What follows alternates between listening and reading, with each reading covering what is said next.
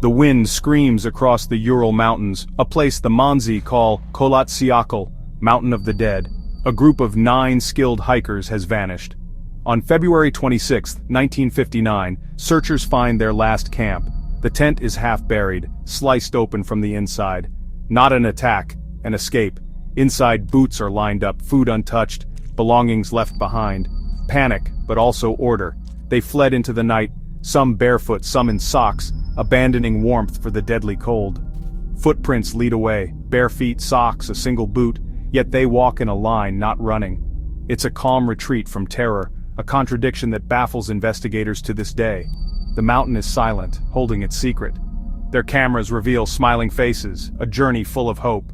But the final photos are chaos, blurs of light, a strange orange orb in the sky. Was this what drove them out, the last thing they saw?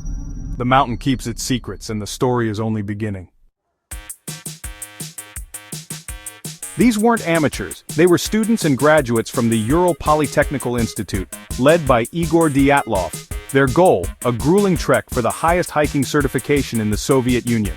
The team of 10 included cheerful Lyudmila, mysterious Semyon, and Yuri Yudin, the only one who would survive.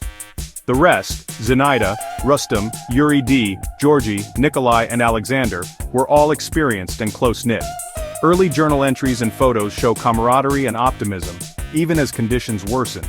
They joked, wrote a satirical newspaper and pressed on through the wilderness. On January 28, Yuri Yudin turned back due to illness, a twist that saved his life. The group continued, caching supplies and preparing for the final climb. On February 1st, they set up camp on the exposed slope of Kolatsiakal, a puzzling decision for such experienced hikers. They must have had a reason, but what happened next would become legend. The search began after the group missed their check-in. 6 days later, rescuers found the tent, then followed footprints to the forest. Under a cedar tree, 2 bodies, Yuri and Georgy, lay in underwear, hands burned, branches broken high above. 3 more bodies, Igor, Zinaida, Rustam, were found between the tree and the tent as if trying to return. All showed signs of hypothermia, but why had they fled? Months later, the last 4 were found in a ravine, better dressed, as if others had given them clothes. Their injuries were shocking, massive skull fractures, crushed chests, but little external damage. A doctor compared the force to a car crash. No easy explanation fit, the mystery only deepened. The avalanche theory is the official favorite. A slab of snow hits, panic ensues, the group flees. But there's no clear avalanche evidence, and it doesn't explain the crushing injuries or radiation. Some blame secret Soviet weapons tests, parachute mines, chemical agents, or radiation exposure. Others point to katabatic winds which can cause infrasound-induced terror.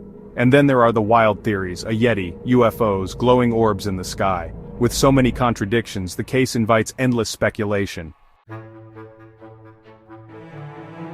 The details only get stranger.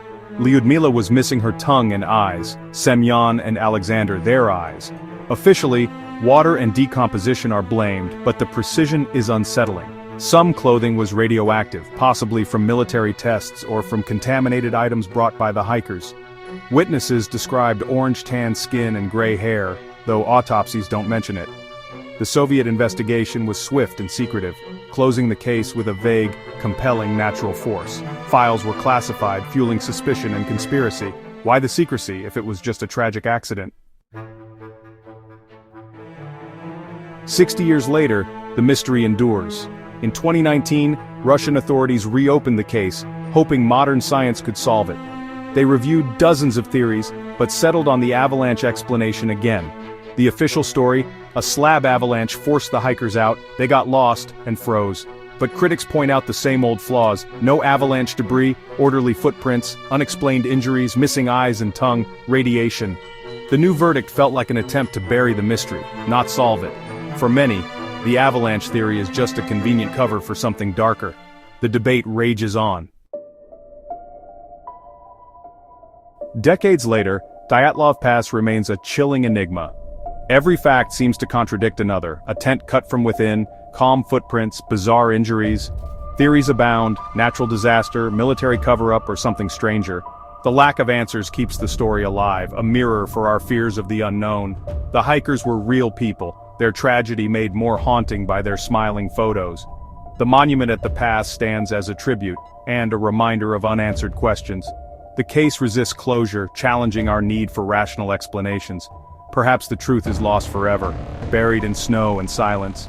Some mysteries are meant to haunt us, reminding us that the world still holds secrets beyond our understanding.